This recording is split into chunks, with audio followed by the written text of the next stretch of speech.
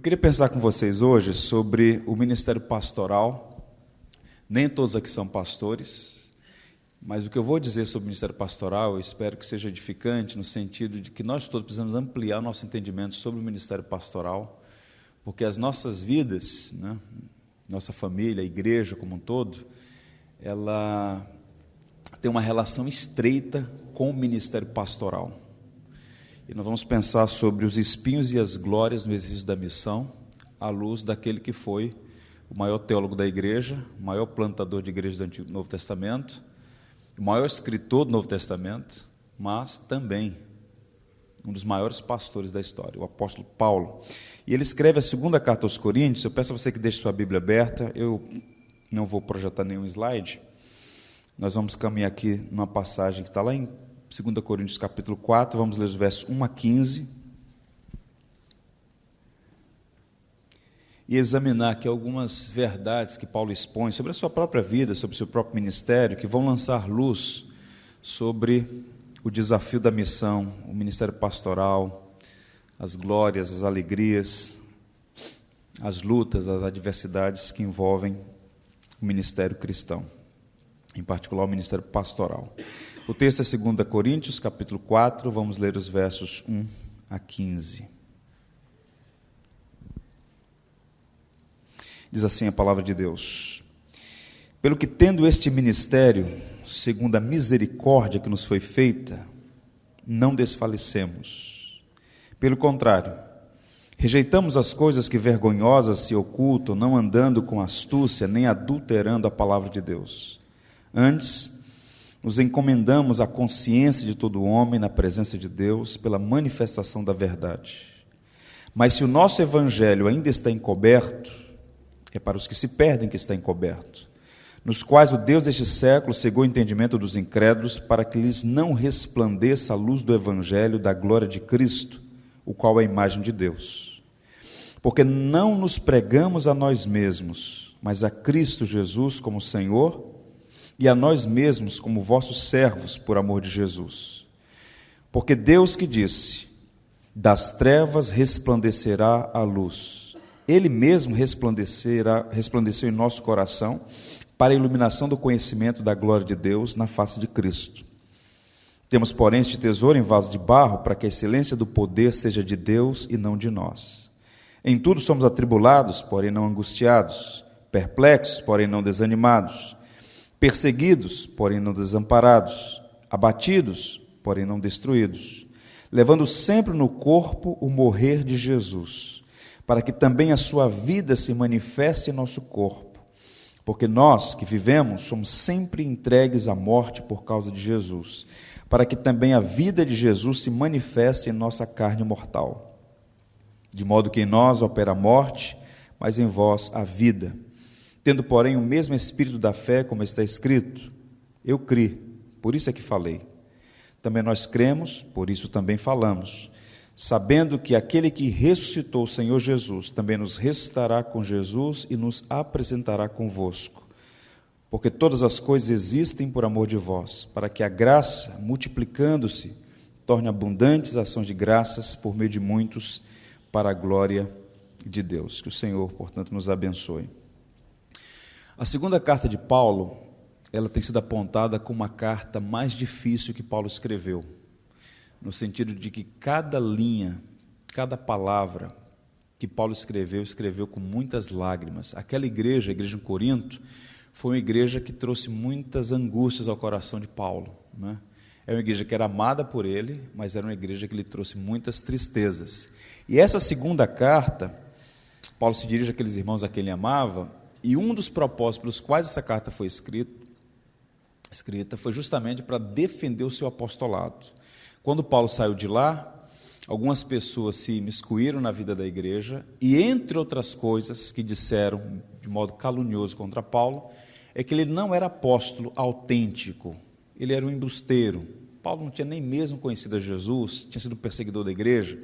Então Paulo escreve para afirmar que ele é um apóstolo, que ele não aprendeu, como escreveu aos Gálatas, né, com os apóstolos de Jerusalém. Ele aprendeu com o próprio Cristo, ele foi comissionado por Cristo. Ele vai afirmar sobre o seu ministério autêntico. Ele fala: vocês sabem como eu me comportei entre vocês. Ou seja, Paulo vai fazer uma defesa do seu apostolado.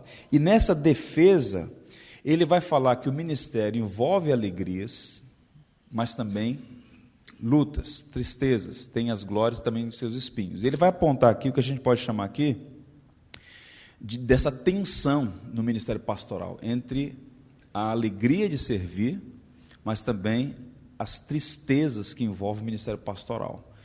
Eu tenho conversado com muitos pastores, por onde Deus tem nos permitido andar, e essa tensão está sempre presente. Nós encontramos pastores encorajados, felizes com o que Deus tem feito neles, através deles. Nós temos visto igrejas crescendo, igrejas saudáveis, né, Deus acrescentando, mas temos encontrado também muita gente ferida, desgastada, amargurada, perdida, disposta a deixar tudo, famílias arruinadas por conta de pessoas da própria comunidade, absolutamente cáusticas, um criticismo absurdo, e há muita gente precisando ler as Escrituras e, com as lentes adequadas, enxergar o ministério pastoral em particular como de fato ele é. Envolve alegrias, alegria de estar fazendo a vontade de Deus, alegria de estar servindo e abençoando, mas ao mesmo tempo está preparado, porque se você não quiser problemas, é melhor vender algodão doce na praça do que ser pastor. Envolve, é inevitável, é inerente. A gente vai aprender algumas coisas aqui à medida que a gente for lendo esses versos que são para nós muito preciosos. Eu diria o seguinte: primeiro, o ministério pastoral, ele é um dom concedido pela graça e não um talento conquistado pelo mérito. Vou repetir. O ministério pastoral é um dom concedido pela graça e não um talento conquistado pelo mérito. Ele começa dizendo o seguinte: pelo que tendo este ministério, segundo a misericórdia que nos foi feita. Paulo já começa a estabelecer que ele não se apresentou para ser apóstolo, ele não se apresentou para ser pastor. Não existe pastor voluntário. O pastor é alguém que, na divina providência, Deus soberanamente chamou para cuidar de outras pessoas. Ambos, tanto o pastor quanto as ovelhas, são discípulos de Jesus Cristo. O pastor não é superior aos demais, não é? Ele apenas recebeu um dom. Pastorado não é título. Há muita gente com título de pastor, mas que não é pastor. Você não se faz pastor. Paulo diz: olha, tendo recebido esse ministério pela misericórdia, foi graça, foi bondade de Deus, soberania divina. Então Paulo já começa a desconstruir, para aqueles que estavam sendo ludibriados a seguir as ideias dos falsos mestres, que estavam levantando algumas suspeições sobre a vida de Paulo. Eu recebi esse ministério pela misericórdia. Eu não disse: olha, eu quero ser um pastor, eu quero ser um apóstolo, eu quero ser um pregador. Cristo o comissionou, ele é enviado de Cristo, ele é apóstolo de Cristo, como ele vai dizer nas cartas, sempre nas suas introduções, a Paulo, servo de Deus e apóstolo de Cristo Jesus. Pois bem, ele é um arauto da graça, ele sabe que tudo é fruto da graça de Deus, e a gente precisa considerar isso também. Você é salvo pela graça, e é também envolvido no ministério cristão também pela graça, é tudo pela graça. Absoluta e maravilhosa graça de Deus. E esse Paulo, um apóstolo, eu estou pregando uma série sobre o apóstolo Paulo na igreja, termino no próximo domingo, 4 sermões. Ele era um perseguidor da igreja, e esse indivíduo, a conversão dele é uma prova da soberania divina. A última pessoa entre os judeus que alguém poderia olhar e falar assim: esse indivíduo um dia vai ser um cristão, era o apóstolo Paulo. Então Deus o trouxe das trevas para a luz, Jesus Cristo o capturou no caminho de Damasco, né, o preparou e o enviou como apóstolo aos gentios. Então ele falou: eu recebi esse ministério pela misericórdia. Tem uma nota biográfica, as chamadas cartas pastorais, são documentos preciosíssimos da igreja. Esse termo cartas pastorais só entra para a história da igreja no século XIX, mas é um termo adequado, porque são cartas pastorais, é um pastor escrevendo a discípulos pastores, né? E na primeira carta ele vai dizer o seguinte: sou grato àquele que me fortaleceu, Cristo Jesus, nosso Senhor, que me considerou fiel, designando-me para o ministério. A mim, que no outro tempo era blasfemo e perseguidor insolente, mas obtive misericórdia porque eu fiz na ignorância, na incredulidade. Transbordou, porém, a graça de nosso Senhor com a fé e o amor que é em Cristo Jesus. Fiel esta palavra e digna de toda aceitação, que Cristo Jesus veio ao mundo para salvar pecadores, dos quais eu sou o principal. Mas, por esta mesma razão, me foi concedida misericórdia, para que em mim, o principal, evidenciasse Jesus Cristo e a sua completa longanimidade, e servisse eu de modelo a quantos hão de crer nele para a vida eterna. E ele faz um louvor, uma doxologia. Assim, ao Rei eterno, imortal, invisível, Deus único, honra e glória pelos séculos dos séculos. O que ele está dizendo aqui? Não havia dignidade inerente em mim, não havia mérito em mim. Olhem a minha história, eu reconheço, eu era um blasfemo, um perseguidor insolente.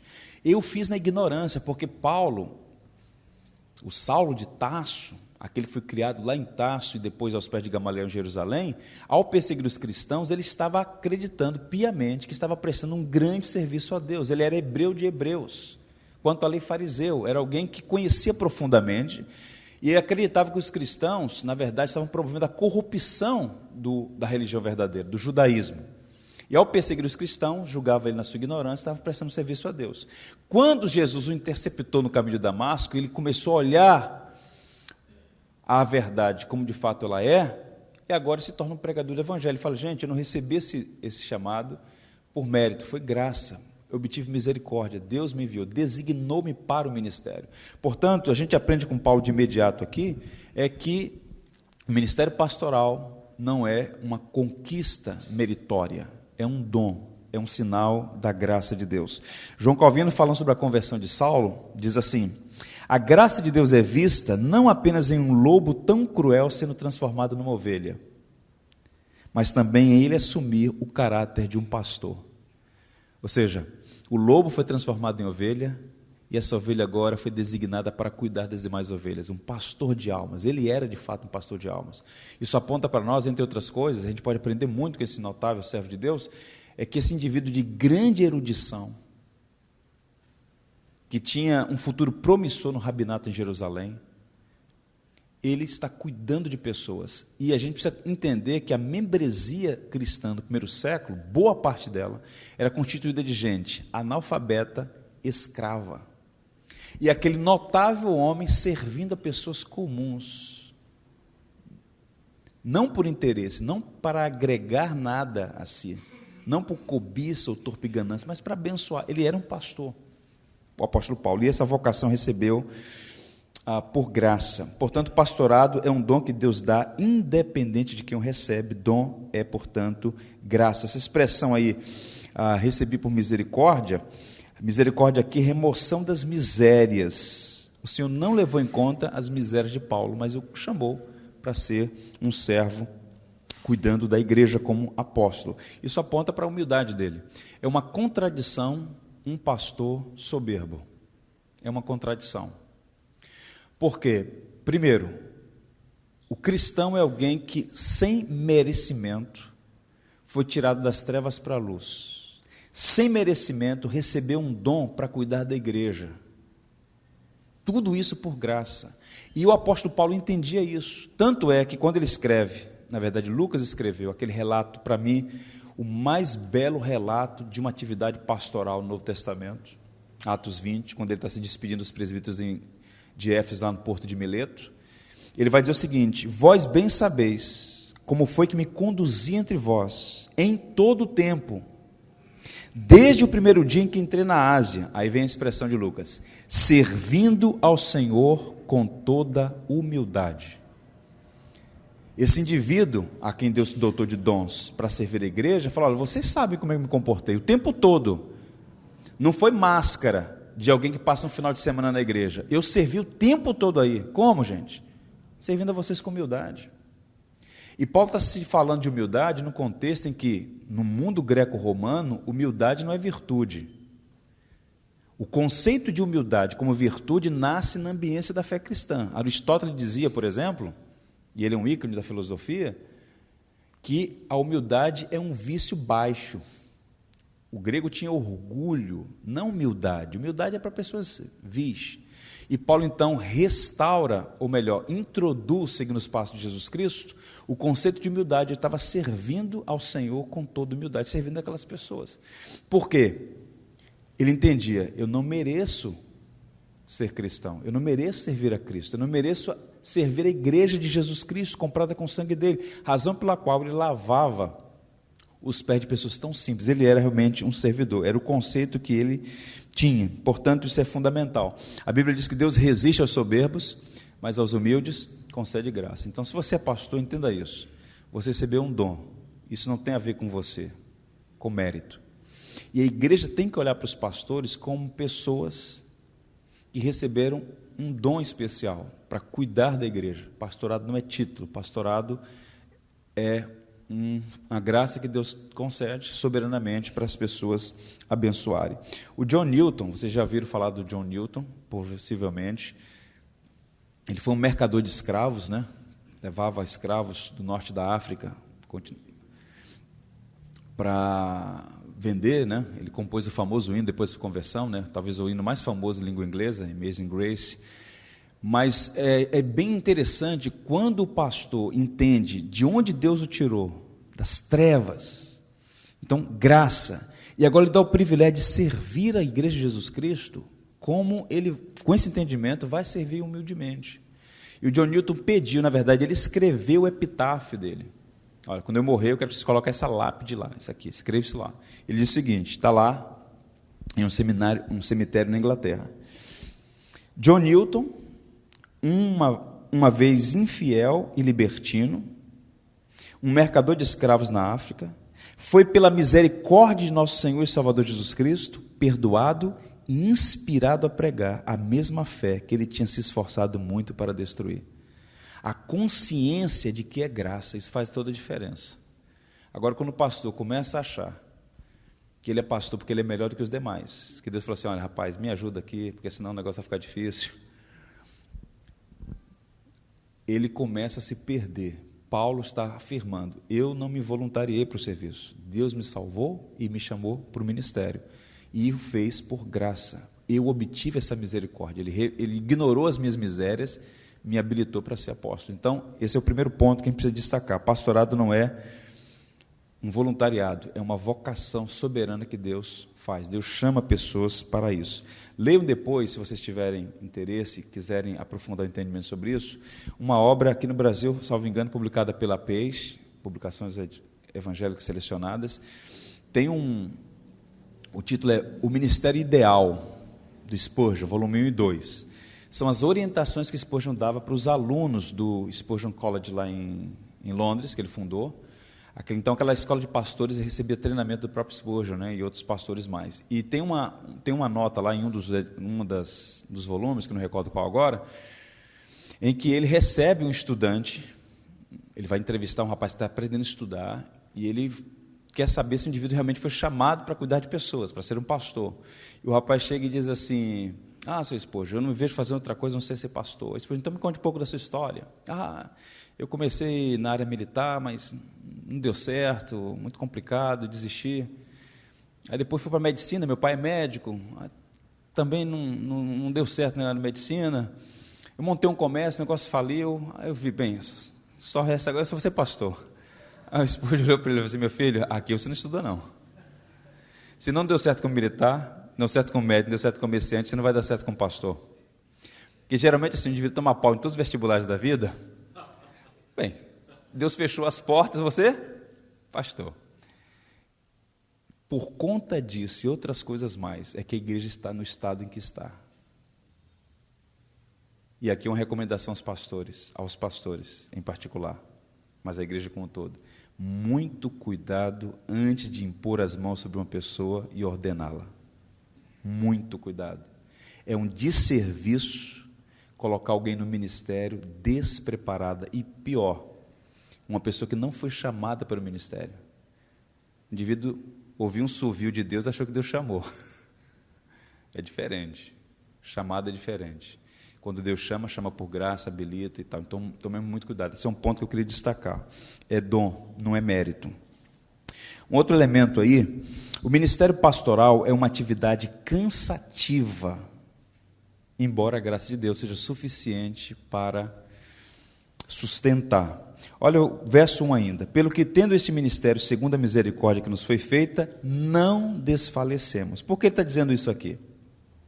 Se você pegar um léxico grego e pegar esse verbo aí, desfalecer, os biblicistas do Novo Testamento vão sugerir, alguns vão dizer com muita ênfase e propriedade, que o que Paulo está falando aqui não é cansaço físico apenas. Ele está falando de um esgotamento emocional, o estresse.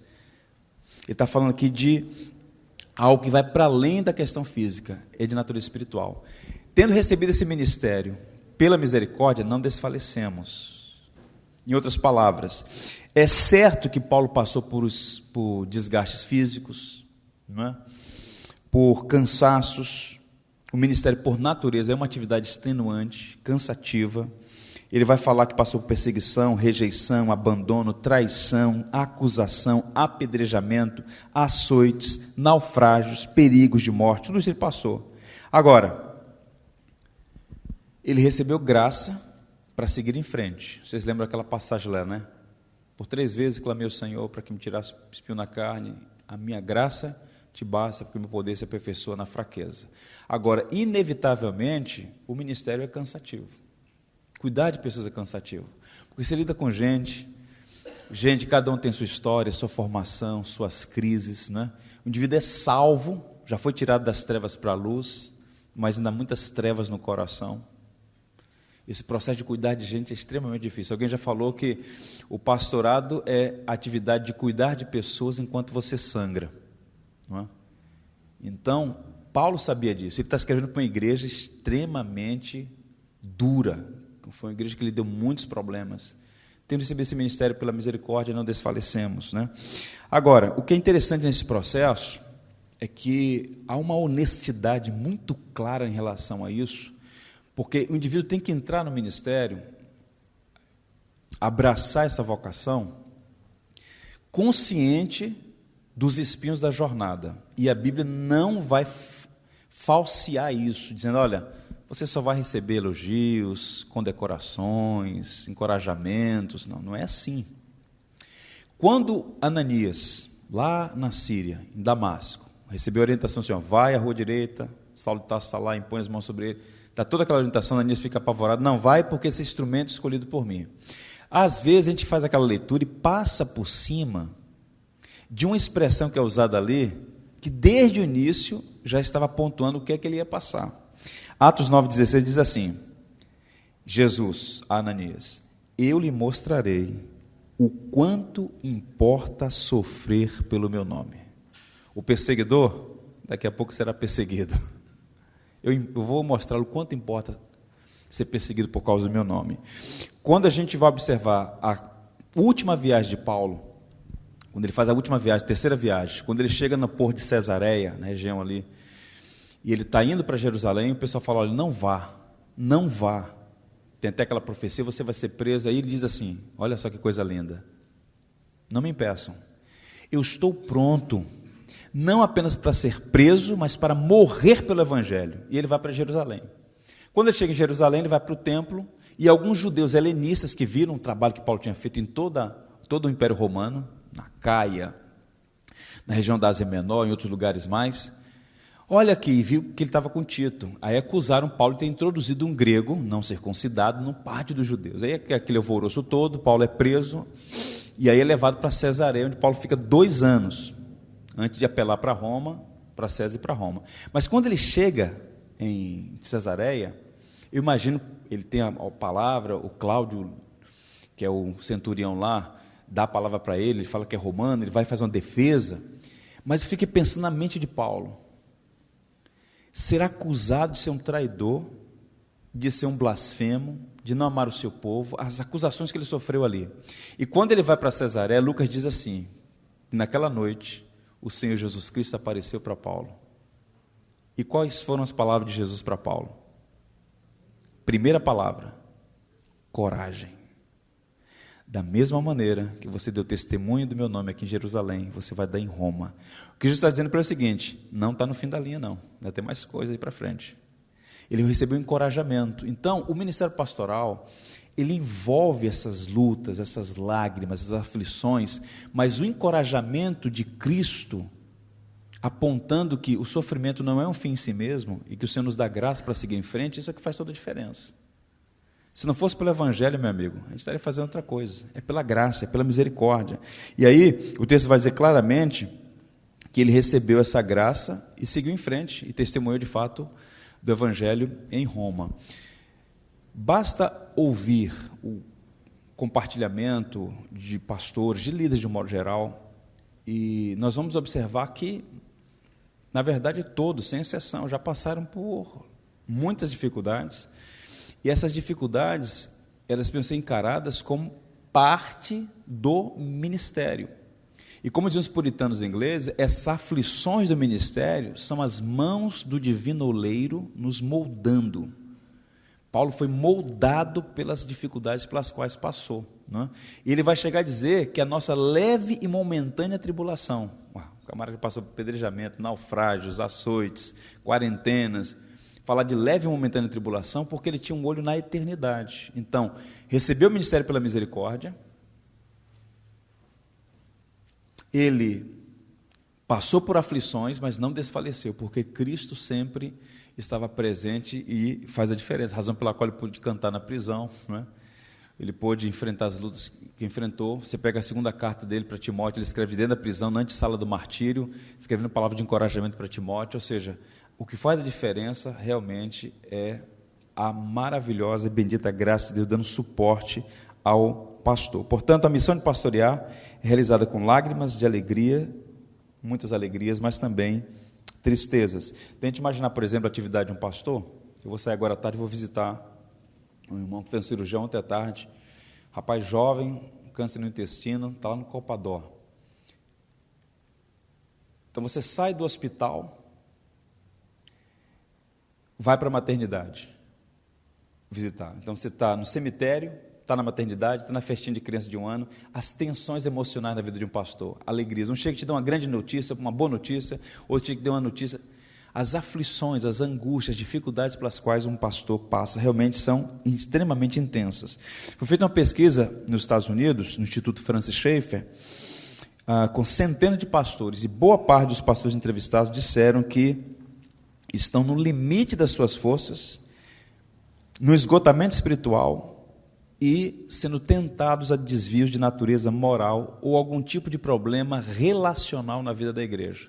Alguém já disse que a tensão no ministério pastoral é similar às mais estressantes profissões no mercado. Lidar com gente com tensões, problemas relacionais da igreja. Então, tem que imaginar tudo isso na vida de um indivíduo. Não é uma atividade para a qual você deve se precipitar se não foi chamado. Portanto, é difícil. Embora, eu repito, a graça de Deus seja suficiente. Há um missionário, o único missionário enterrado na abadia de Westminster, chama-se David Livingstone.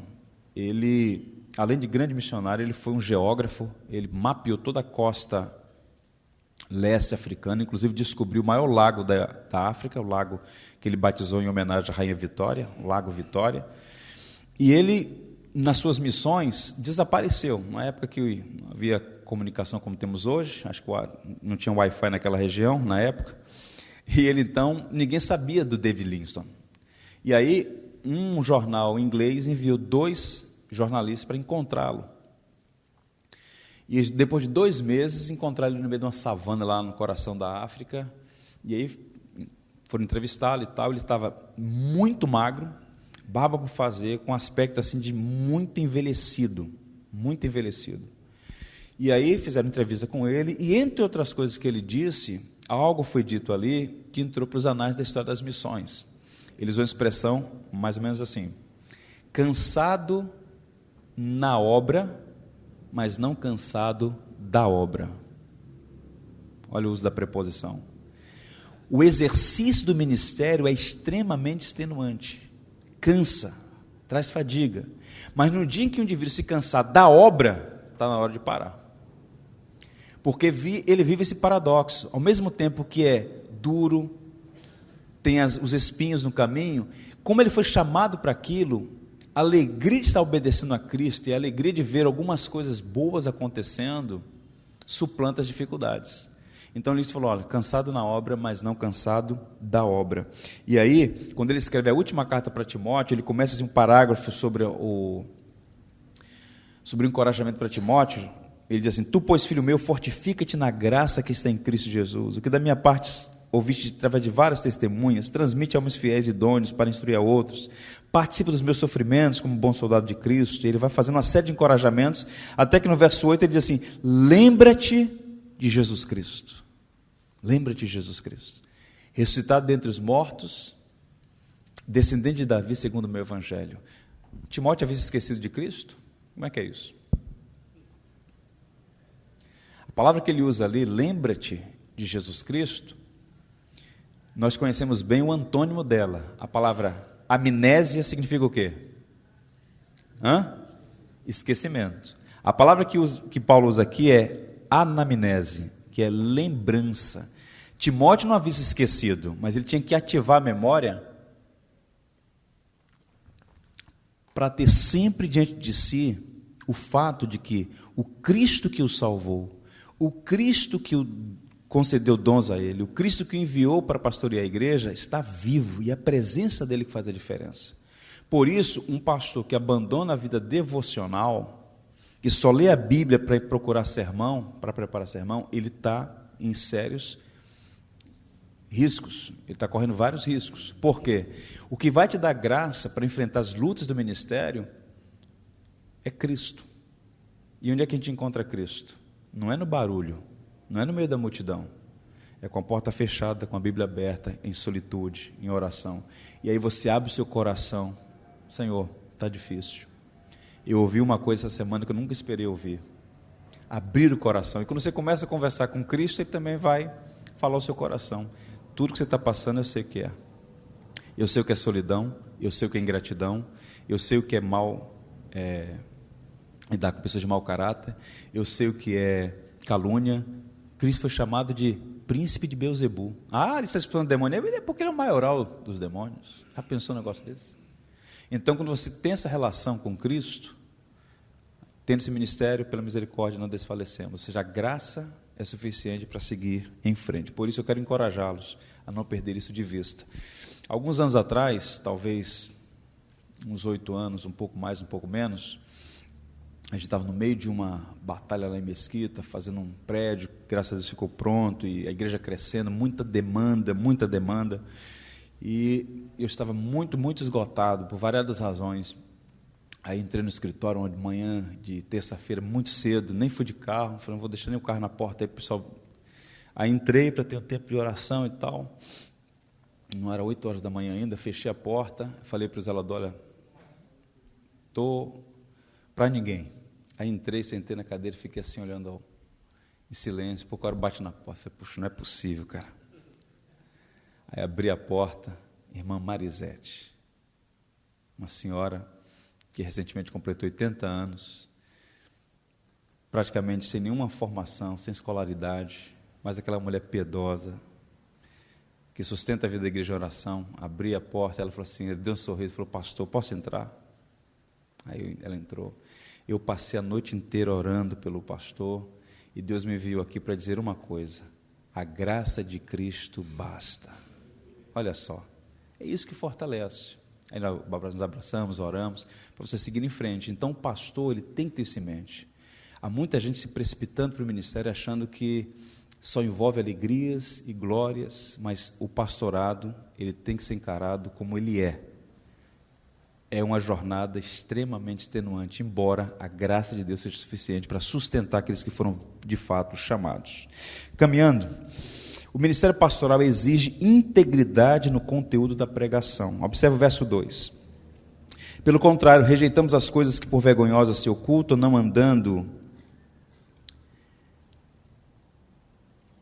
com astúcia, nem adulterando a palavra de Deus, antes nos recomendamos a consciência de todo homem na presença de Deus, pela manifestação da verdade. Falsos mestres, motivados aí pelo brilho do ouro, pelo holofote dos aplausos, talvez, estavam adulterando o evangelho e faziam isso de uma maneira muito sorrateira, dizendo assim, olha, Paulo não é um pregador do evangelho, Paulo não é apóstolo de Cristo, E Paulo vai reputar a prática daquela gente como sendo vergonhosa, não é? As coisas que por vergonhosas praticam. E ele vai destacar que um ministério cristão essencial, fiel à palavra de Deus, tem algumas características. E uma coisa fundamental, e aí você vai distinguir quem é pastor e quem é lobo, pelo conteúdo da pregação. Não é pelo jeito de se vestir, não é pelo jeito de falar simplesmente. O conteúdo da pregação revela muito quem é pastor e quem é lobo. Paulo vai falar assim, que o pastor, aquele que foi chamado, salvo pela graça e colocado no ministério pela mesma misericórdia, ele é alguém que não adiciona nem subtrai nada ao evangelho. Pastor não tem mensagem. Pastor é um mensageiro que entrega uma mensagem que já foi dada nas Sagradas Escrituras. Ele não pode adicionar, nem pode subtrair. Ele não é como Paulo, ele não é como os profetas do Antigo Testamento, que eram veículos de uma revelação especial. A revelação já foi dada, o cano está fechado, ele só pode pregar dentro da Sagrada Escritura. A autoridade não é inerente ao pastor, a autoridade está à medida que ele prega a Escritura, que prega o Evangelho. E aí ele vai dizer que o pastor, observe, rejeitamos as coisas vergonhosas se ocultam, não andando com astúcia. Ele vai dizer que o pastor não usa de truques. A palavra astúcia aqui é a ideia de atrativos enganosos para atrair as pessoas. Que coisa impressionante, né? O pregador, o pastor, não usa de truques. E essa palavra só aparece 5 vezes no Novo Testamento, e todas as vezes que é usado num tom negativo. Em outras palavras, o que Paulo está dizendo é que o pregador do evangelho não usa de astúcia, de engano, de ludibrio. Isso é próprio de falsos mestres, que fazem o quê? Manobras psicológicas, apelos que mexem com as emoções das pessoas, às vezes com motivação torpe, gananciosa. E uma característica do verdadeiro mestre é que ele não manipula a mensagem para agradar as pessoas, ele prega o evangelho. E no evangelho há coisas boas de se ouvir e há coisas indigestas, como nós vamos mostrar. Nesse livreto que eu falei para vocês, o Spurgeon pregando para jovens pastores, né, para pastores em formação, ele vai dizer o seguinte: as tolices não se transformam por pronunciá-las aos gritos. Não adianta berrar, tolice é tolice, falando baixo, falando alto. Renunciemos aos truques dos oradores profissionais, ao esforço de alcançar os efeitos, o clímax estudado, a pausa premeditada, a afetação teatral, o falar sofisticado, as tantas coisas que observamos em certos teólogos pomposos que ainda sobrevivem na face da terra. Ele está falando como tem gente que usa de truque para falar assim, não, a gente não precisa disso, de artifício, de truque, de manobra, isso não. E mais, o pastor não adultera a palavra, ele vai dizer assim, não adulterando a palavra de Deus. Essa expressão só é usada aqui em toda a Bíblia. A palavra que Paulo usa aqui, só aqui. No verso 2, nem adulterando. A ideia aqui, ele está fazendo alusão aos falsários que usavam água no vinho para aumentar a receita, a renda, né?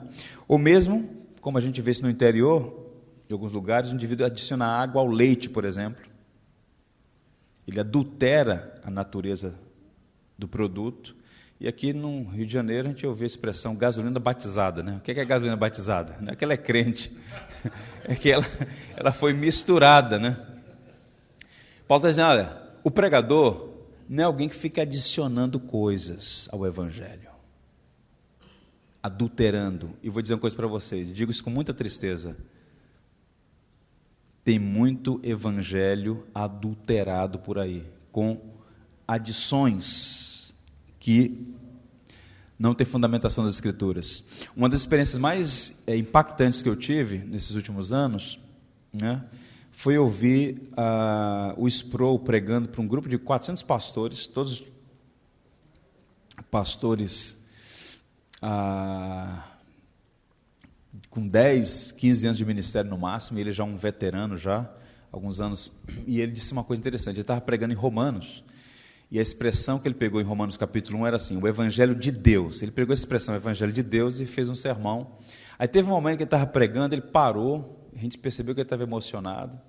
Aí ele disse assim, eu quero dizer uma coisa para vocês aqui, como a filhos, não mexam no Evangelho. O Evangelho não é meu, não é seu, nem é da igreja, o Evangelho é de Deus. Você será um amaldiçoado se você adulterar o Evangelho.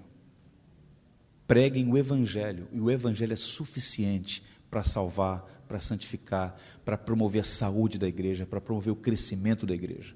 Por isso, o pastor, verdadeiramente chamado, ele não adultera a palavra, ele mantém a fidelidade à pregação do Evangelho. Paulo vai dizer aos Gálatas: admira-me que estejais passando tão depressa daquele que vos chamou na graça de Cristo para outro Evangelho, que não é outro, senão que há alguns que vos perturbem e querem perverter o Evangelho de Cristo. Aí ele vai dizer uma coisa que o politicamente correto não gosta. Mas ainda que nós, ou mesmo um anjo vindo do céu, vos pregue Evangelho que vai além do que vos temos pregado, que seja o quê? Anátema. E anátema é eufemismo. A palavra forte é maldito. É um amaldiçoado quem adultera o Evangelho. Está debaixo de maldição. É o que Paulo está dizendo aqui. Assim como já dissemos, e agora repito, se alguém vos prega Evangelho que vai além deste que recebeste, aí ele vai dizer mais uma vez, seja anátema, que seja maldito. E hoje você tem um pudor dos evangélicos em relação a certos personagens, celebridades no mundo gospel evangélico brasileiro, a certas igrejas que tem placa de igreja, mas o conteúdo não tem evangelho. A gente fica, então, às vezes, com cuidado, com certa reserva. Não julgueis, para que não sejam julgados, né? Quem não ajunta, espalha. Olha a palavra de Gamaliel, se é de Deus, vai continuar. E começa, quando Paulo vai dizer a Tito, é preciso fazê-los calar, porque andam pervertendo casas inteiras, ensinando o que não deve por torpe ganância. Há uma indústria aí. Esse pessoal está jogando sal no terreno, e nós estamos aí evitando citar nomes, situações e tal. Às vezes falta orientar a própria igreja, e aí o pessoal está ouvindo o sermão, evangelho no domingo, de segunda a sexta, ouvindo aí um evangelho diluído, um evangelho com adições e subtrações. Isso é complicado, então a gente precisa ponderar isso aí com muito cuidado. A igreja precisa ser ensinada sobre o que é o evangelho e o que não é o evangelho. Vai estar na FIEL agora esse ano o doutor Albert Mohler, e ele escreveu alguns bons livros, tem alguns 2 bons livros dele aqui em língua portuguesa já, e ele é muito bom pregador e trabalha muito nessa área acadêmica, formando pastores, e ele disse uma coisa bem interessante em um artigo. A congregação precisa compreender que a pregação não é meramente responsabilidade do pregador, mas também dela. É responsabilidade da congregação saber se está sendo alimentada. É sua responsabilidade providenciar alimento, chamando um pregador que irá pregar a palavra. É responsabilidade da igreja manter o pastor responsável pela pregação e medir sua eficácia e sua fidelidade, sobretudo ao ministério do púlpito. Então, hoje faltam pregadores, mas faltam também igrejas sensatas, que saibam ponderar essas coisas. Porque o que acontece hoje? Você tem o problema das heresias de circulação, não é? Mas o problema da falta de discernimento. O camarada é capaz de elogiar um sermão do John Piper e depois elogiar um sermão do Macedo, que não prega, né? Mas, meu irmão, tem algum problema aí. Como é que você consegue elogiar um sermão do John Piper e um sermão do de Macedo? Água e... não tem como. Porque falta o quê? Discernimento. Discernimento. É o Macedo, meu irmão. Veja, eu falei mal dele aí. Alegou para você, eu sou um espia aqui, né?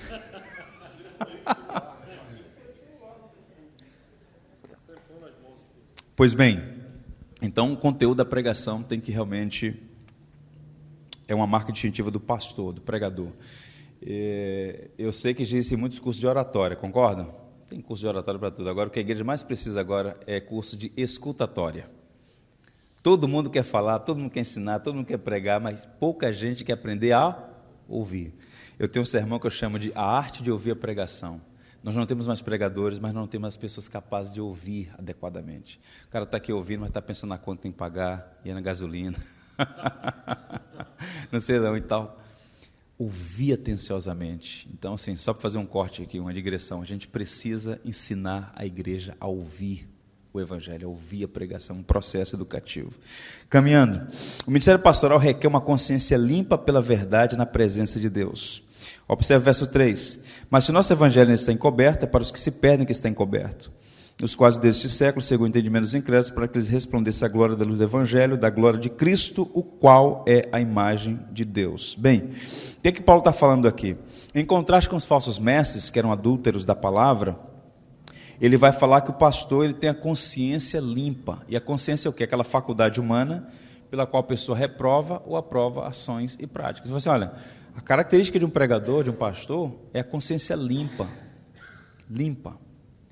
O indivíduo chegar, depois de um dia de domingo, por exemplo, que é um dia principal em que ele se reúne, quando ele deitar, fala assim, ó, eu preguei o Evangelho.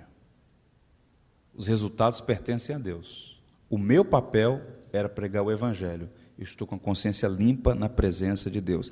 E essa consciência limpa diz respeito a pregar todo o conselho de Deus, e não apenas coisas boas de se ouvir. Você tem aquelas porções na Bíblia que são doces e palatáveis, mas tem porções que são amargas. Não é verdade? Agora, já pensou se o pastor só pregar o que é doce, deixar de pregar o que é amargo? Ele tem que ter uma dieta balanceada para oferecer à igreja. Então, consciência limpa, tranquila diante de Deus. Lá, se despedindo dos presbíteros de Éfeso, Paulo vai dizer assim, eu vos protesto no dia de hoje, que estou limpo do sangue de todos vocês, porque jamais deixei de vos pregar todo o desígnio de Deus. Isso aqui é a maior glória que um pastor pode ter no dia da sua morte. Eu estou limpo do sangue de todos vocês. Isso aqui não é pastor paternalista, que fica para lá e para cá, tentando agradar todo mundo. Quando é que um pastor pode dizer, eu estou limpo do sangue de todos vocês? É quando o pastor diz assim, eu nunca soneguei nada. Eu preguei todo o conselho. Preguei o que é bom de ouvir, preguei o que é não tão bom de ouvir, eu preguei todo o conselho de Deus, eu preguei a palavra. E essa expressão, jamais deixei de anunciar, era uma expressão usada pelos médicos da época, para dizer que certos tratamentos não eram sonegados aos seus pacientes. Então Paulo falou assim, olha, eu não só fiz o que era bom, no sentido assim, agradável, eu fiz aquilo que era indigesto, mas também deu remédio amargo também, ou seja, Paulo pregou todo o conselho de Deus. O John Owen dizia que o primeiro e o principal dever de um pastor é a pregação do Evangelho. Você pega lá os critérios para ser pastor, né? Lá nas cartas pastorais. Entre as habilidades, entre a questão de caráter, nos pontos lá do caráter, a vida familiar, está lá muito bem exposto. Apto para ensinar. O pastor tem que estar preparado para o ensino. É pastor / mestre. E esse mestre pregador, ele tem que pregar todo o conselho de Deus, não apenas algumas coisas agradáveis. Hoje em dia nós temos um problema, entre tantos, que é a dificuldade das pessoas em receber certos conteúdos. Paulo chega a falar que terão coceiras no ouvido, né? Seguirão falsos mestres, só quer ouvir o que é agradável. Né? Tem um pastor que assumiu uma igreja, sábado, culto de posse, igreja maravilhosa, todo mundo, os convidados, familiares, depois uns comes e bebes e tal. Domingo, agora é para valer. O pastor sobe no púlpito e prega um sermão sobre a justificação pela graça mediante a fé e diz que essa é a principal doutrina da fé cristã. Pregou um sermão abençoado, falando sobre a graça de Cristo, a obra da cruz. Ao final, um grupo de irmãos procura o pastor e diz, pastor, acho que o senhor complicou muito essa expressão justificação pela graça mediante a fé, bastava falar sobre salvação, não é? Porque tem um grupo de irmãos aqui que acha que está muito ligado no negócio da reforma, e isso vai dar problema. Fala assim, ó, salvação. Para de ficar falando negócio de assunto teológico, justificação, esses temas é muito complicado. Facilita, pastor. O pastor querendo criar dificuldade, tá bom, meu irmão. Domingo seguinte, o pastor vai e prega um sermão sobre perdão, encarnação da graça. Olha que tema bonito. Copia aí, meu irmão. Prega no domingo que vem.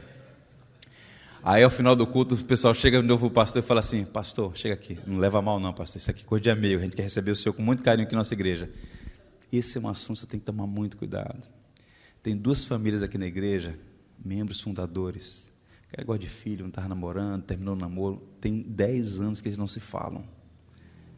E há 10 anos a gente não toca nesse assunto, que não está bom, a gente está esperando o Espírito Santo operar primeiro, pastor. E aí, o senhor evita, se o senhor está chegando agora, fala, tanto assunto para o senhor falar, pastor, o senhor vai falar sobre o negócio de perdão é um negócio complicado. O pastor, tá bom. Domingo que vem, o pastor pregou sobre a importância da generosidade cristã. O irmão, é melhor dar do que receber, a contribuição, tanta coisa para fazer, os irmãos precisamos cooperar. Eu vi aqui a lista, pouca gente contribuindo. Aí o pastor falou sobre dízimos, ofertas. Aí o pessoal de novo, pastor, leva mal não, pastor, é de coração, a gente está querendo receber bem o senhor aqui, somos seus amigos. Pastor, tem um irmão aqui, ele é um dos homens mais ricos da cidade. ele tem pavor dessa palavra, isso é uma doutrina herética, coisa de Antigo Testamento, ele não gosta de palavra dízimo. Agora, no final do ano, ele dá uma oferta que cobre praticamente todas as despesas aí. É mesmo? Eu vou pregar sobre o que então? Eu posso pregar... Pastor, fala dos judeus, aqui não tem nenhum. Então, tem muita igreja que quer manipular a mensagem do pastor. E quando o pastor se deixa ludibriar, o que ele faz? Ele fica... Paulo fala assim, eu estou limpo do sangue de vocês. Então, o pastor é alguém que chega na igreja e fala assim, eu estou limpo do sangue de vocês. Eu nunca deixei de pregar o evangelho. Isso é fundamental na vida de um pastor. Caminhando, o ministério pastoral sofre oposição maligna. O verso 4 vai falar sobre isso. O Deus desse século cegou o entendimento dos incrédulos para que não lhe resplandecesse a luz do evangelho da glória de Cristo, qual a imagem de Deus. O que é que ele está falando aqui? Uma das acusações que Paulo sofreu era basicamente essa. Quer uma prova de que Paulo não é apóstolo? Cadê os frutos? Cadê os frutos? Observe, o maior pregador da história da igreja estava sendo acusado de não ter frutos. Então, aqui um encorajamento para a gente, né? Paulo estava pregando, o rapaz dormiu e caiu. Falei assim, se você estiver pregando e alguém estiver dormindo, você fala assim, Paulo também passou por isso. O problema é se ele cair e morrer, você vai resolver esse problema. Paulo foi lá, orou, o camarada voltou para a pregação e Paulo continuou pregando até de manhã. Então, tem uns consolos assim, né? Então o pessoal falou, não, esse camarada... E Paulo falou, olha, presta atenção, vocês não estão entendendo a coisa. O problema não está na semente nem no semeador. O problema está no solo, usando aquela linguagem da sermão do semeador. O problema, vocês não entenderam a teologia. O Deus desse século, ele colocou um véu sobre a mente das pessoas, para que não resplandeça o evangelho da glória de Cristo. De modo que o problema não sou eu, Paulo. O problema é que não depende do homem a conversão do outro. A pregação do evangelho sofre oposição, e a igreja não entende isso às vezes, e quer colocar sobre as costas do pastor tudo o que acontece na igreja. O pastor está aqui há 2 anos, não estou vendo. Meu irmão, se o evangelho está sendo pregado, se alguns cuidados estão sendo tomados, a igreja vai crescer. Mas há uma diferença entre crescimento natural, processual, porque a metáfora é biológica, não é aritmética, e tem que entender que há um véu sobre a mente das pessoas, é um processo. E Paulo está falando sobre isso, há uma oposição maligna. O Warren Wiersbe vai dizer, o Warren Wiersbe, que Satanás cega a mente do pecador, e o pecador decaído tem mais facilidade em acreditar em mentiras do que crer na verdade. E o pregador, o pastor, tem que entender isso, que há uma oposição à pregação do evangelho. Ele vai chegar a dizer o seguinte, porque nós somos para com Deus o bom perfume de Cristo, tanto os que são salvos como os que perdem. Para estes, cheiro de morte, para a morte, para com aqueles, aroma de vida para a vida. Quem, porém, é suficiente para essas coisas? Porque nós não estamos, como tantos outros, mercadejando a palavra de Deus, antes, em Cristo, é que falamos na presença de Deus, com sinceridade e da parte do próprio Deus. O que ele está falando? Que o evangelho, o mesmo evangelho, tem cheiro de vida para uns e cheiro de morte para outros. Que mistério, hein? É por isso que os ingleses diziam assim, os puritanos, que toda pregação vai colocá-lo mais perto do céu ou mais perto do inferno. É impressionante. Isso é realmente algo muito intenso, né? O problema não era Paulo, o problema era realmente esse véu sobre a mente. A pregação do evangelho sofre oposição. Eu fui criado numa tradição batista, cristã, lá na nossa igreja, e o pastor ele tinha muito essa consciência. Então ele tinha um grupo de irmãos que ficava orando, né, durante a semana, e durante o culto ele falava, você está aqui no culto, sobretudo que estiver pregando, esteja orando, porque há uma intensa batalha. A expressão batalha espiritual hoje ela foi completamente pervertida no seu sentido bíblico, e por conta disso a gente às vezes esquece isso. Há uma batalha. O ministério pastoral está no meio de uma grande batalha. A pregação, tente imaginar, você está lidando com pessoas. O Richard Bach dizia que o pregador é um moribundo pregando a moribundos, né? Ou seja, pode ser o último sermão dele e pode ser a última vez que o cara lá está ouvindo. Então, olha a tensão, olha a batalha que tem que ser travada ali. Então, Paulo, se o nosso evangelho está encoberto, é para os que se perdem, porque o Deus deste século cegou o entendimento dos incrédulos. Caminhando, verso 5, ele vai falar sobre o ministério pastoral, que não prega a si mesmo, mas prega a Cristo. Verso 5. Observe o que está escrito aí. Porque nós não pregamos a nós mesmos, mas a Cristo Jesus como Senhor e a nós mesmos como os vossos servos por amor de Jesus. Paulo vai falar que, em outras palavras, pregação não é autobiografia. Pregador que fica contando sua experiência do início ao fim, ou não tem nada para dizer, ou está muito iludido acerca de si. Vocês lembram de um fenômeno que teve aqui no Brasil, muito frequente, que era o negócio de chamar pessoas, ex alguma coisa para dar testemunho? É o ex não sei o quê, o ex não sei o quê, não sei o quê e tal. Eu ficava impressionado com aquilo, falei, não, tem alguma coisa errada aí. E quanto pior, melhor, né? Quem foi na tua igreja? Foi um ex-bruxo, está com nada. Lá na minha igreja foi um ex não sei o quê, o cara matou 50, não sei o quê. Então, o cara chutou a mãe. Então, quanto pior era a história do indivíduo, o indivíduo tinha mais badalação e tal. Foi um mercado que se instalou. Então, o indivíduo gastava, se tinha 1 hora para pregar, ele falava lá 50 minutos das desgraças que ele fez. Ele falava, mas Jesus me salvou lá, irmão. Então é isso aí. Pregador não fala de si mesmo. Você pode eventualmente contar uma experiência, uma experiência particular que possa edificar, mas o seu papel é expor o Evangelho. Quando você começa, meus irmãos, essa semana está vindo para cá, e o pneu do carro estourou, o diabo estava furioso, e gasta 30 minutos falando esse negócio. Percebam? Pregação não é centrada no homem, pregação é centrada em Cristo Jesus.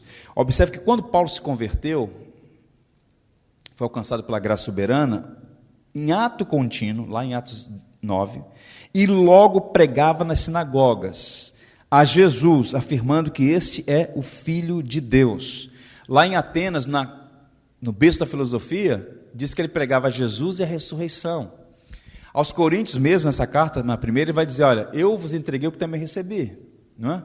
Que o Senhor Jesus na noite foi traído, tomando pão, tendo dado graças, partiu de ser meu corpo que é partido por vós, ele fala assim, olha, eu vos entreguei o que eu recebi, que ele morreu por nosso pecado, segundo a Escritura, e ressuscitou ao 3º dia para a nossa justificação. Ele está pregando sempre as Escrituras. Então deixa eu dizer uma coisa para você, pregação cristocêntrica edifica a igreja e promove sua saúde. Pregar Cristo, pastor que fala muito de si, é complicado demais.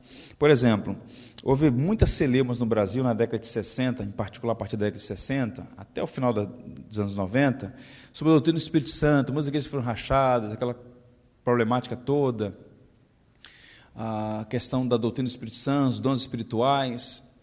Eu acredito que muitas igrejas históricas cometeram o erro de não valorizar a obra do Espírito, os dons espirituais, mas no extremo oposto nós tivemos um fenômeno em que em muitas igrejas só se falava do poder do Espírito, da obra do Espírito e muito pouco sobre a obra de Cristo. E qual a grande questão? Na economia da Trindade, um só Deus, 3 pessoas, igualdade ontológica, os 3 são coiguais, coeternos e codignos de serem adorados, mas há papéis diferentes, há uma diferença econômica.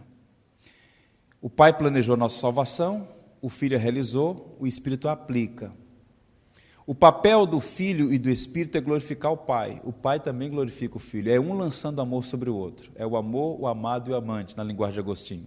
Agora observe isso, o Espírito Santo foi dado a nós para nos guiar a toda a verdade e glorificar o Filho. Eu pergunto, onde o Espírito opera? Onde o Espírito está atuando? Onde Cristo está sendo anunciado. Então, uma igreja que nunca fala da obra de Cristo, da cruz de Cristo, do sangue de Cristo, da perfeita obra de nosso favor, fica sob suspeita se o Espírito Santo está operando ali. Fica sob suspeita.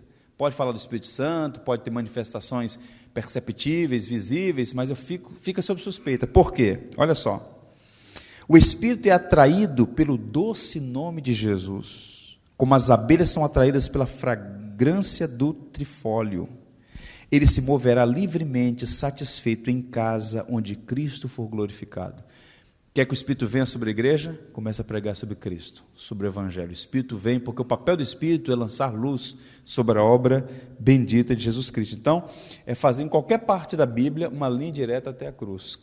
Toda a Escritura testemunha de Jesus Cristo. Basta observar os sermões no livro de Atos. Todos os sermões no livro de Atos são cristocêntricos, centrados em Jesus Cristo. Então, pastor, nós não pregamos a nós mesmos, mas a Cristo crucificado. Essa era a filosofia de Paulo, pregar sobre Jesus Cristo. Caminhando. Meu irmão, pastor Leclerc, como é que nós vamos fazer em relação aqui ao horário? Aqui? Me dá uma luz aí, tá? Eu tenho alguma coisa para compartilhar aqui, mas os irmãos é que determinam aí o horário. Eu nem notei aqui.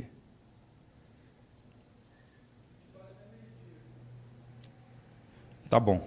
Eu vou pontuar mais umas coisas que eu vou abrir para algumas perguntas. Tá, vou caminhar aqui. São 11h17. Vamos aqui no verso 6.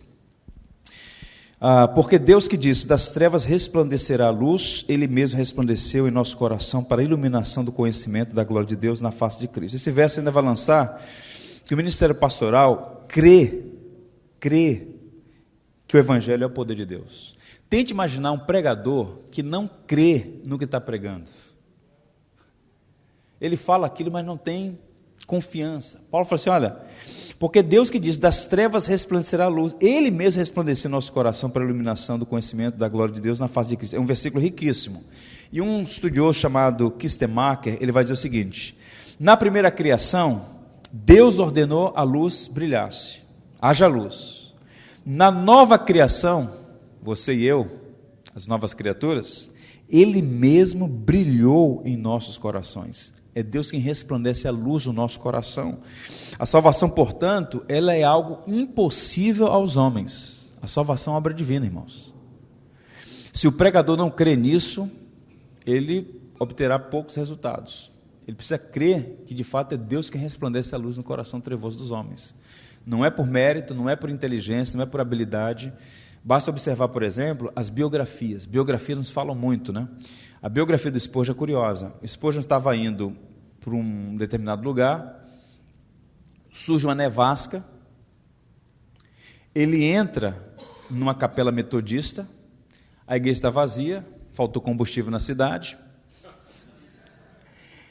e aí alguém tem que pregar. Culto sem pregação não é culto. Alguém sobe no púlpito, despreparado, é uma pessoa simples da igreja, simplesmente tem que ter alguma coisa. Então ele abre a Bíblia lá em Isaías e começa: olhai para ele, vivereis, olhai para mim, vivereis. Fica repetindo praticamente aquelas passagens.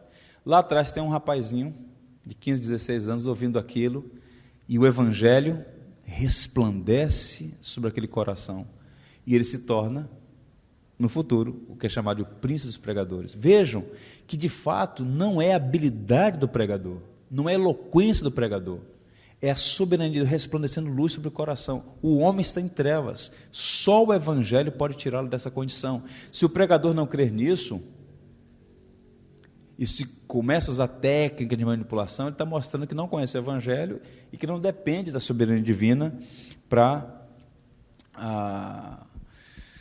ver, de fato, Deus graciosamente salvando pessoas no meio da sua congregação. Você pega a trajetória de Paulo no caminho de Damasco, vai ver claramente isso. Diz que uma luz brilhou sobre ele, né? Saulo, Saulo, por que me persegues? Quem és tu, Senhor? Imagina ele perguntando isso: quem és tu? Eu sou Jesus a quem tu persegues.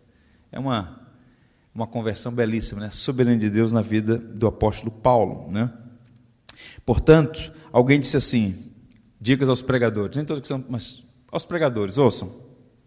Pregador, todas as dicas práticas do mundo não podem salvar um ser. Vou repetir. Todas as dicas práticas do mundo não podem salvar um ser.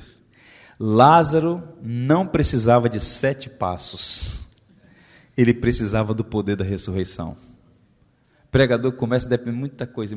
Eu recebi recentemente uma pessoa lá na igreja, que eu me segurei para não rir. Sabe quando você ouve um negócio e o pastor está vendo sério, assim, está segurando para não rir? Eu falei: pastor, eu estou cansado desse negócio de 7 passos. Todo dia 7 passos. Primeiro passo, segundo passo. Pastor, eu estou com um problema com essa expressão passo. Porque tem muito pregador que perde de vista que o que as pessoas precisam, meu irmão, é um contato com o Evangelho. O Evangelho vem, resplandece luz e tira as pessoas das trevas para a verdadeira luz do Evangelho. Portanto, creia que de fato o Evangelho é o poder de Deus, dinamitando o coração duro e trazendo das trevas para a luz. Ainda, o ministério pastoral reconhece que o Evangelho é tesouro carregado em um vaso de barro. O verso 7, temos, porém, este tesouro em vaso de barro para que a excelência do poder seja de Deus e não de nós. O que é que Paulo está afirmando aqui? Mais uma daquelas santas ironias da parte de Deus. O que é que Deus fez? Pegou o tesouro do Evangelho e depositou em quem? em vaso de barro. Quem é o vaso de barro? O pregador. E às vezes, sabe o que Deus faz? Pega aquele dia que você está mal, cansado, não dormiu bem, não acordou bem. Aí você termina de pregar e fala assim: meu Deus, nem eu suportei pregar. Imagina essas pessoas, né? E Deus usa às vezes para mostrar o quê? Que não é a sua habilidade, é realmente a excelência do Evangelho. O vaso tem que estar limpo, não é? Como diz esse povo, o vaso tem que estar limpo, mas o conteúdo é que é importante, é o Evangelho, não é a pessoa. Então isso faz toda a diferença. Paulo está mostrando aqui que a diferença não é a moldura que segura, é a pintura que tem valor, é o Evangelho. Esse será instrumento precioso para levar o meu nome aos gentios, foi o que foi dito a Ananias acerca de Saulo. O John Stott, que vocês conhecem, já ouviram falar, talvez um dos maiores mestres do século passado. O Stott tem salvo um artigo que ele escreveu, ele falando de um homem chamado Paul Gibson. Paul Gibson foi um professor em Cambridge, que se aposentou, e os alunos fizeram homenagem, o corpo docente, os alunos todos, e aí a família reunida no auditório, e fizeram homenagem para ele. Aí ao final, deram para ele um quadro, chamaram um artista, que pintaram um quadro dele, e aí tirou assim: esse aqui é um presente assinado para os alunos, emocionante inclusive, disse Stott. Aí quando ele pegou, olhou o quadro, estava assim numa moldura, pendurado num cavalete assim, aí ele disse o seguinte: no futuro, olharão para esse quadro e não perguntarão quem é essa pessoa, mas quem pintou esse quadro, apontando para a beleza, a maneira técnica que o pintor contratado fez a arte. Então, o que ocorre? Quando a gente olha a igreja, às vezes o que Deus está operando na vida da igreja, quando a gente percebe Deus trazendo saúde para a igreja, acrescentando, vão sendo salvos, a gente vê vida sendo edificada, casamentos sendo restaurados, você vê vida na igreja, a glória não é do obreiro, porque o obreiro passa. O obreiro passa, a glória do Evangelho. Então Paulo falando: olha, Deus depositou o tesouro do Evangelho em vaso de barro, e o vaso aqui é justamente aqueles vasos que não tinham valor. Sabe aqui na casa que você tem um extrato de tomate? Esse copinho, quebrou um extrato de tomate aqui, você não faz confusão por causa disso, né? Aqueles copinhos de xing-ling, mas se é uma taça de cristal, um negócio refinado, recebo lá da tataravó, da bisavó, é um negócio mais fino. A linguagem que Paulo usa aqui não é aquela taça fina, está falando assim, um vaso de barro. Não é que você não tem valor, né? A gente não tem mérito, mas nós temos valor para Deus. O ponto é que Paulo está falando que Deus escolheu usar vasos frágeis, e o pastor é um vaso frágil, né? Isso é importante trazer à memória. Então, em todo sepultamento de pastor, Deus sepulta os obreiros, mas a obra continua, né? Sepultamento de pastor, assim, mais um sepultado, mas a obra continua. Então eu vi uma coisa que foi muito libertadora para mim alguns anos atrás. Pastores que querem trabalhar full time, correndo para lá e para cá. Ouvi isso aqui: quem tinha de morrer pela igreja já morreu. Se mata pela igreja não, porque você vai ser mais um que vai morrer, a igreja vai continuar. Sirva a igreja com alegria, reconheça suas limitações, preserve sua família, seja como Noé, né? Se caso necessário for, né? Você sabe dessa história do Billy Graham? Perguntaram ao Billy Graham qual foi o maior pregador da história. Ele falou que foi Noé. Aí não entenderam por quê. Falaram: não salvou ninguém, mas salvou a família, então ganhou tudo. Então tem pregador que quer ganhar o mundo e perder a própria família. O que adianta ganhar o mundo e perder a própria família? Então alguns cuidados você precisa ter. Caminhando para o final, mais 2 pontos apenas, se vou passar rápido. A vulnerabilidade do vaso revela que é Deus quem sustenta. Aí ele vai dizer esses versos bem paradoxais aqui, ó: em tudo somos atribulados, mas não angustiados, perplexos, porém não desanimados, perseguidos, porém não desamparados, abatidos, porém não destruídos. Em outras palavras, não há ministério indolor. Quer ser pastor, vai chorar, vai derramar lágrimas, vai passar por essas experiências. Agora tem os paradoxos: atribulado, mas não angustiado. A tribulação é a ideia aqui de estar meio que asfixiado, né? Pressionado, mas não angustiado. Quem pode entender isso? O que é estar pressionado, mas não angustiado? É que mesmo no vale, você pode experimentar uma paz que excede todo entendimento. Não é verdade? As circunstâncias todas estão conspirando contra, mas você pode experimentar paz. Paulo diz: atribulados, mas não angustiados. perplexos, mas não desanimados. O que é perplexidade? É uma coisa que fica assim, como isso pode acontecer? Mas Deus concede graça e você segue em frente. Você pega, por exemplo, a história, é importante estudar a história da igreja. A Guerra dos 30 anos foi uma guerra devastadora na Europa. Católicos e protestantes se matando, foi um negócio horroroso. A história de um pastor no norte da Alemanha, que numa semana ele sepultou 28 pessoas, 12 da família. Perplexo, mas seguiu em frente pregando, cuidando das pessoas. Perplexo, mas não desanimado. Os dilemas, perseguidos, porém não desamparados, abatidos, porém não destruídos. Ou seja, Paulo experimentou tudo isso. Quando você assistir esse filme, tem cartaz aí, o apóstolo Paulo. Assistiram? Vale a pena assistir. Vale a pena assistir. Vai sair já, não vai ficar muito tempo não. Se ainda está em cartaz, vale a pena assistir o filme. Muito interessante. Eu assisti aquele filme tendo em mente aquela prisão marmetina. Muita gente que vai a Roma, corre lá para o Vaticano, para ver as galerias, as igrejas, os museus, e pouca gente vai à prisão marmetina. É a prisão onde Paulo ficou preso. Quando eu estive naquele lugar, eu fiquei assim pensando, meu Deus, o maior escritor do Novo Testamento passou seus últimos dias aqui. E ele ficou ali, naquela prisão. E ele faz um relato para Timóteo, na segunda carta, que alguns acreditam que foi naquele momento, logo depois, talvez algumas semanas, alguns meses depois, que ele foi decapitado por ordem de Nero, o imperador. Ele disse o seguinte: na minha primeira defesa, ninguém foi a meu favor, antes todos me abandonaram. Que isso não lhe seja posto em conta. Agora vem a palavra. Mas o Senhor me assistiu e me revestiu de forças, para que por intermédio a pregação fosse plenamente cumprida e todos os gentios a ouvissem. E fui libertado da boca do leão. O Senhor me livrará também de toda obra maligna e me levará salvo para o seu reino celestial. A Ele glória pelos séculos dos séculos. Louvado seja Deus. Então o obreiro pode passar por essas intempéries todas, mas o Senhor livra, o Senhor guarda, o Senhor abençoa. E depois do rio, que nos aguarda lá, é o Cristo ressurreto, o Cristo bendito. E os versos que vão do 10 ao 15, eu não vou mais expor por conta do tempo, esses versos, literalmente, do 10 ao 15, se a gente pudesse dar um título para esses versos, daria o seguinte: o sofrimento do servo é por amor ao seu Senhor. Porque alguém pode perguntar assim, mas por que o pastor se submete a tudo isso? É pelo salário?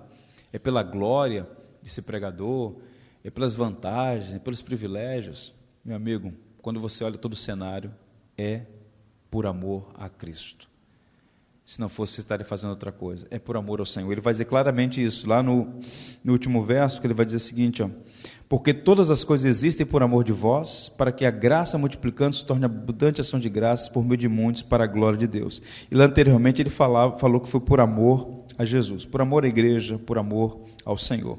Portanto, a prova do ministério não está nas condecorações, como dizia Warren Wiersbe, mas nas escoriações.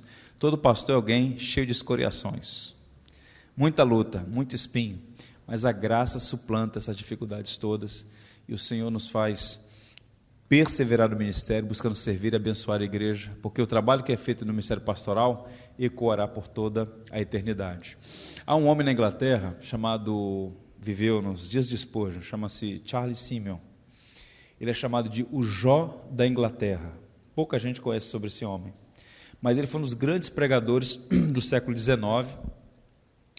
Se você não conhece sobre a história dele, vale a pena ler, Charles Simeon. E a história dele é muito interessante por a seguinte razão. Ele cresceu no ambiente da igreja anglicana, então você nasce já dentro da igreja, batizado na infância, está no senado da igreja, a família toda aristocrata, inglesa, e lá pelos seus 16 anos de idade ele se converte mesmo, ele tem uma experiência de conversão. E aí, ouvindo as pregações e tal, ele percebeu que Deus estava chamando para o ministério como pregador, como pastor. Ele se apresenta, vai para o seminário, e o bispo, a igreja anglicana tem essa estrutura piramidal, falou assim: olha, esse jovem tem futuro, e começou a investir nele, e o colocou para ser o pastor da igreja da Trindade em Cambridge, que era a igreja da universidade. E essa igreja, ela estava aposentando um pastor, que ficou lá muito tempo, e ela tinha preferência por outro pastor. Mas lá não é a igreja que escolhe, o bispo não, quem vai para lá é o Charles. E boa parte da igreja não aceitou o trabalho dele, não aceitou ele como pastor. E as igrejas, parece estranho isso, né? Você foi essa igreja, por exemplo, a Igreja da Trindade, igrejas antigas em que você tem os assentos marcados e cada assento tem uma chave. Então, todo domingo ele estava pregando, metade da igreja vazia e metade cheia e um restante lá fora. Porque metade da igreja não queria que ele fosse o pastor. Não vinha para a igreja e carregava a chave para casa. Tente imaginar o cenário. Você vem para a igreja pregar, metade da igreja está vazia, a igreja lotada desse lado e um grupo lá fora te ouvindo pela janela. Por que a igreja está vazia? Porque os caras estão com a chave dos bancos. Que cenário de guerra. Metade da igreja falou assim, não queremos que você seja o nosso pastor. Sabe por quanto tempo esse camarada enfrentou isso? 12 anos. Ele é chamado de o Jó da Inglaterra, merece o título, né? Só que o que é que Deus faz? Deus soprou o Espírito sobre a igreja. Uns levou para a glória, outros levou para a boca do leão. E aí a igreja cresceu e tal, ele exerceu o ministério lá por quase 50 anos. Ele foi um grande pregador. Falando da boca do leão, você sabe que um dos segredos do ministério pastoral é fazer a oração SL. Não é, meu irmão? Meu irmão conhece a oração SL. Não? Quantos conhecem a oração SL? É isso aí. Senhor, salve e leva. Tem gente que só essa oração SL. Foi o que o Charles Simeon fez.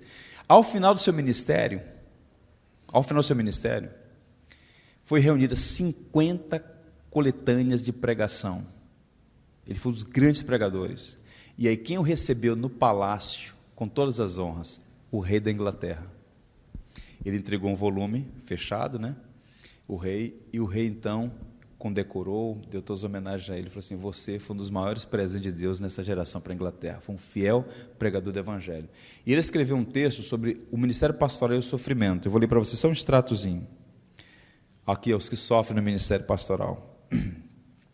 Meu querido irmão, não devemos nos importar por experimentar um pouco de sofrimento por causa de Cristo. Regozijemo-nos, lembrando que nossa santa cabeça superou todos os seus sofrimentos e triunfou sobre a morte. Sigamo-lo pacientemente.